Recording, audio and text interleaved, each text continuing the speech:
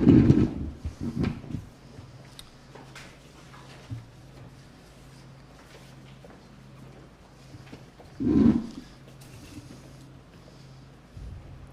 good? You good? Good afternoon. Thank you for joining us here. I have with me Commissioner Jeff Bergosh, I have Commissioner Louie May, I have Superintendent Tim Smith, I have our County Administrator Wes Marino, and I have our Parks and Recreation Director Michael Rhodes. I asked them to be with us because this shooting that took place at Bellevue kind of encompasses a number of different things, and I want to kind of go over what we have, and then really I want to ask your help because we need to find out who did this. At 6 o'clock, just before 6 o'clock, Saturday early evening, we got a call that there were shots fired at Bellevue Ballpark. Bellevue Ballpark is on Longleaf Road, and if you look at the thing there, you can see the bottom part of that is the baseball area, and the top part is where it says Bellevue Athletic Park. That is the football field. Just above that is the baseball field, adult or senior baseball field. The incident took place, and this is a blown up portion of the north part of the football field, and then you can see the baseball field up to the right. So that picture is important because that's where, when deputies arrived, we noticed that there were two individuals that were injured. One, there was a 22-year-old that was found deceased at that location where that red dot is. Another individual was found injured where that red dot is. Now keep in mind, this is at a Bellevue Ballpark where football games are taking place. There were cheerleaders there. It was Bellevue Ballpark versus Milton Ballpark. So you had kids that had just played. So you had younger kids. You have kids that were playing. You had middle-aged kids, 9, 10-year-old. And then you had brothers and sisters that were getting ready to go out there and play ball. It also, as I understand, was homecoming, which means we had a number of different tents and tarps. People were selling candy and selling different things to raise money for their various teams. This was a very joyous day. It was a perfect weather day until some idiots decide to jump a fence and come up there and cause an altercation and obviously exchange gunfire with a number of people. So I'll tell you what we have now, and then I'll tell you what I need from you. What we have now is there was two individuals, one that was deceased and one that was injured, were involved in an altercation with as many as 6 other individuals. So imagine that. Just off the football field, there were 6 to 10 individuals involved in an altercation. Now, we are still trying to figure out exactly what that altercation entailed, but I can tell you at some point at least 2 of those people left the ballpark to return, and this time they're wearing masks. They pull guns, and there is an exchange of gunfire. We found 15 shell casings, which means there were at least 15 shots fired. The 22-year-old that was deceased is laying in the spot where the single red dot is. And then the other individual that was injured was treated, and he was transported to a local hospital where he is expected to survive. So after the shooting, as you can imagine, there are a number of people running around, a number of people trying to figure out exactly what took place. There was a deputy sheriff that was working off duty at the location, but he was on the other side of the football field. All right, so by the time he got there, this event had already taken place. I can tell you that one was hospitalized or taken to the hospital. One remained at the scene who was deceased. And then we had about 4 to 6 others that fled in a vehicle. I put out a white Nissan that we were looking for. We are no longer looking for that white Nissan. But here's what we need. We know, or I know, having coached a lot of football, having spent a lot of time at Bellevue Ballpark, there's a lot of people that are videotaping their football games, their kids' football games, the scene.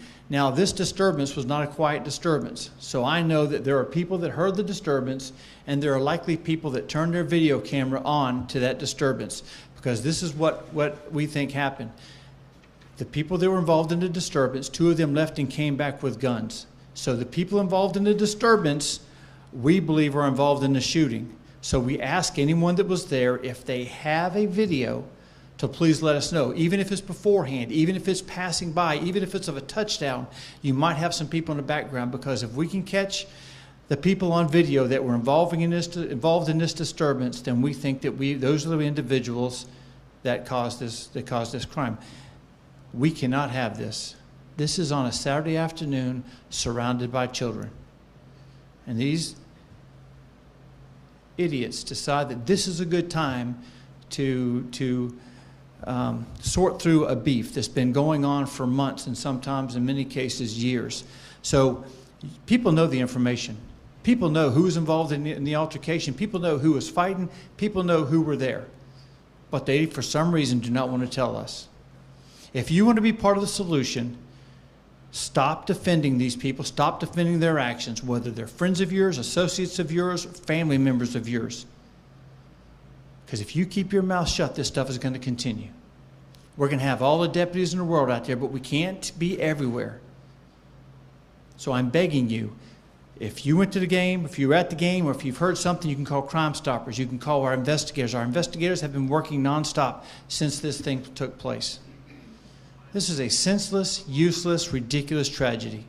Shame on you for doing it. And if you have information, you have video, you have something that could help us, shame on you for not letting us know what it is. We are not going to tolerate this at our ballparks. We're not going to tolerate this anywhere, but you cannot put our children at risk. Now, I've got a couple friends of mine that are up here, and I will start with Commissioner Jeff Burgosh. Thank you, Sheriff. Thank you to Sheriff and his men for all the diligent work they're doing to solve this issue. This is a horrible tragedy. Our hearts go out to the victims. Most importantly, our hearts go out to the families and the innocent children who were there that had to watch this. Once you take that bird and let him out of the cage, you never put him back. So some of these children are going to be heartbroken. These parents are going to be visualizing this, and it's a horrible tragedy. Because of that, the county is going to take some specific action on this, and we're going to provide grief counseling this Wednesday at 6 p.m. at the Wedgwood Community Center. We're going to pay for that.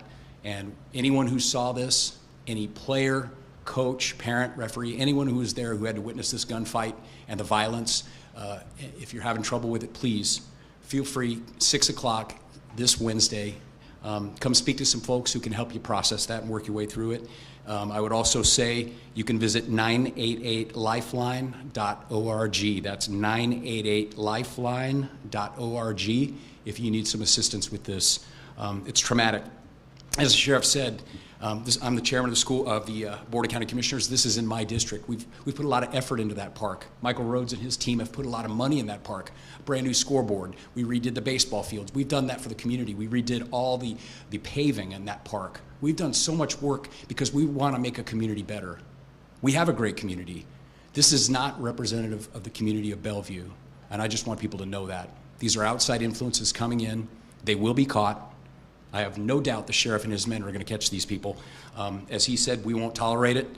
The county, in addition, is going to work with the sheriff's office to schedule additional off-duty deputies. We have 7 remaining youth football games in the season, home games, and we're going to have additional security. We're going to do everything we can to make these parks a secure place for families. As we walked in, I told the sheriff it's amazing to me the contrast that 2 weeks can make. 2 weeks ago, we had a great day in Bellevue. We opened a brand new library, state-of-the-art, 400 people there, everyone happy. Just 2 short weeks later, we have this. This isn't what we want. This isn't what this isn't what we want for our communities and our children. So we've got to keep children safe, and we're going to do, from the county's perspective, everything that we can do to assist the sheriff and provide additional support. So I appreciate his leadership, and I have no doubt he will catch these. They will be brought to justice and face the full consequences of the law. Thank you, Sheriff. Thank you, Sheriff. As a 40-year coach and coaching with Sheriff Simmons, we know the importance of our most valuable asset, and that's our children. Law enforcement can't do it alone. I today petition our parents, our fraternities, our sororities, our pastors, our civil rights leaders, our activists. Let's make it a point and show up and help law enforcement. Let's show up at these games and put a hedge of protection around our children. We can't be afraid. We can't give in. We must let our presence be shown. We cannot let the criminals win over our children. And so we petition not only law enforcement, but the community to come out and help our sheriff's department. I want to thank the first responders. I want to thank the investigators. I want to thank Sheriff Simmons and his team for such a quick response on Saturday night to bring a calmness to a tragic event that was happening in our community. Without that leadership, things could have been much worse than they were.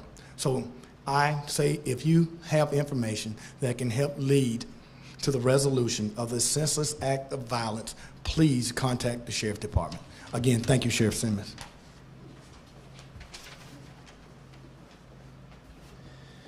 Well, I want to take a moment. Tim Smith, the superintendent of the school district. I want to thank Sheriff Simmons and his team for working diligently on this matter. I want to thank Commissioner Bergosh and Commissioner May for their leadership. We need a time where we come together to work on solving these issues. I echo what the Sheriff said. We need to be together. We need that information to come so Sheriff Simmons and his team can continue moving forward on this situation. So I thank him very much for his work and leadership. We currently have 5 schools that we started the morning out with crisis counseling for students who may have been at that situation.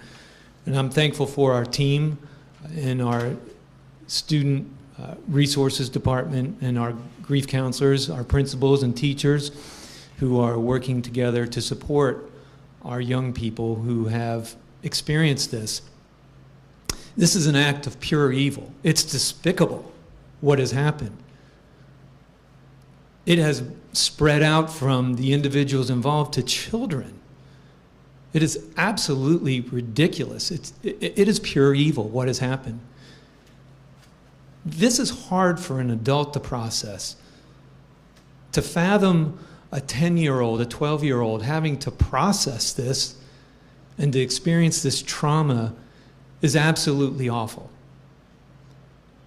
And so I can't support Sheriff Simmons any more than possible as he works to solve this case and to find the people who have done this evil act.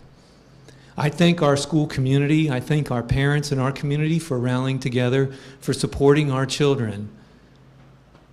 And we are going to have to work on this together to support them as they go through this very traumatic time. Thank you.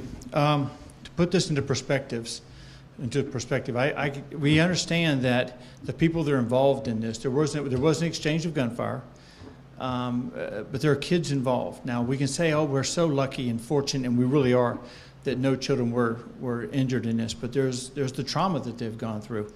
When I got out there, there was a cheerleader mother and a cheerleader, about 10 years old, and they had to go get their car, and the little girl would not want to go. She did not want to go. I keep hearing her, is he still there? Is he still there? Is he still there? I had to give her a hug. I had to put them in my car, and I had to take them to the ballpark and assure her that she was going to be okay. Our kids have got to be okay. This can never be okay in our community. It's not going to be. We have investigators that we will not stop until we arrest the people that have done this. Now, somewhere they're around hiding out. Hopefully they're miserable. They're hiding out because they're hoping no one's going to say something. The only thing that's allowing them to continue to be free is because someone who has information is not calling us and letting us know. I said earlier, that's a shame. Shame on them. Shame on our community for wanting to do something right and then for whatever reason not doing it. Now, I don't know if I can voice my anger enough, but I can tell you this affects our children. This affects our communities, and we collectively and individually are not going to tolerate it. We're not going to stop until we get to people. We have information. We think we know who's done this, so we got a head start. If you have a video, if you have information, if you have eyewitness testimony, call us and let us know. We are actively investigating this case, and we will certainly let you know as soon as we have enough to arrest these idiots that decide to do this at one of our ballparks. And with that, does anyone have any questions? Olivia? You said exchange of gunfire. Do you have any indication that the people who were shot were firing weapons at all during all this? Yes, we have every indication that the individuals that were shot, including the one deceased individual, also returned fire. In fact, he had a weapon in his hand.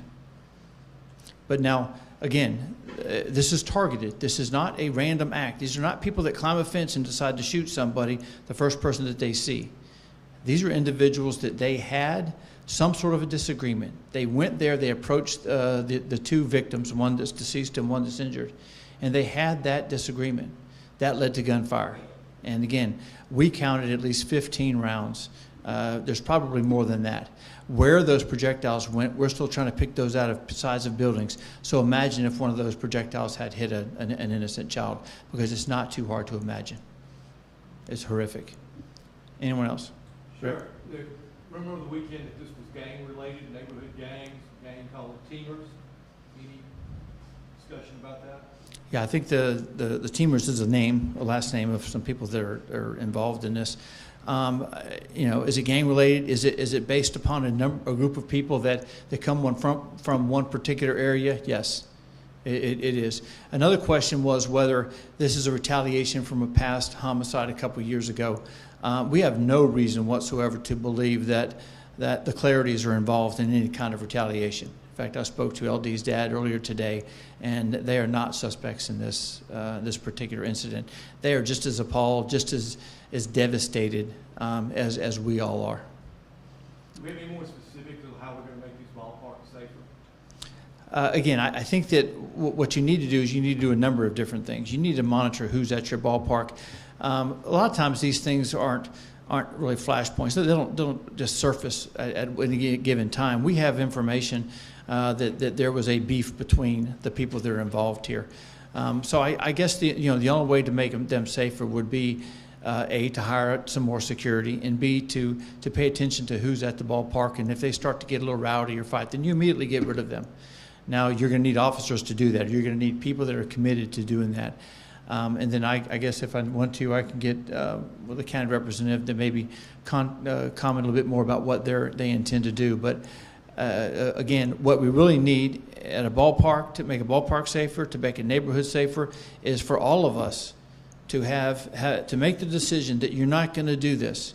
Again, bad guys don't like to do crimes in public areas because they're afraid someone's going to tell them, someone's going to witness what's going on, and someone's going to be courageous enough to let law enforcement know. And that's what I'm asking for. I'm asking for someone to be courageous enough and to do the right thing and to let us know. We have a Crime Stoppers number. They'll never know who you are.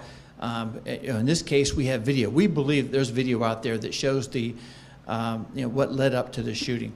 We do have some video we've already reviewed. We have some information from it, but we think that if there's someone out there that has video of these individuals walking around, and then we can compare that to those who conducted the shooting, and we will put them in jail, and we will charge them with murder. Not to be rude, but you're asking parents to stand up to armed hoodlums, and how can parents do that?